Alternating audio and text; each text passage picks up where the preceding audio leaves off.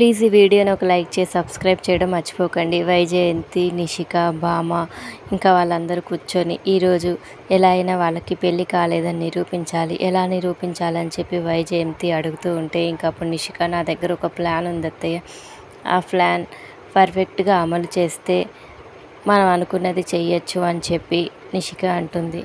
నిషిక ఇంకా ప్లాన్ చెప్తూ ఉంటుంది.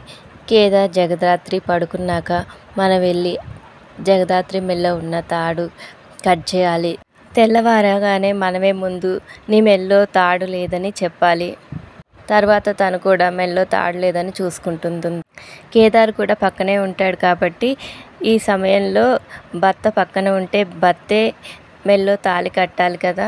కేదార్ కనుక జగదాత్రి మెల్లో తాళి కడితే వాళ్ళు నిజంగా భార్యాభర్తలు, కట్టకపోతే భార్యాభర్తలు కాదని అర్థం.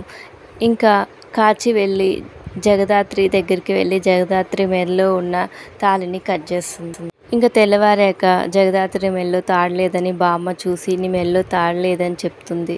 ఇంకా తాళిని తీసుకొచ్చి కేదార్ చేతికి ఇచ్చి కట్టు అని అందరూ అంటూ ఉంటారు. ఇంకా దాత్రి ఏమో టెన్షన్ పడుతూ ఉంటుంది. ఇంకా కేదార్ ఏమో తాళి పట్టుకొని జగదాత్రి ముందు నిలబడతాడు.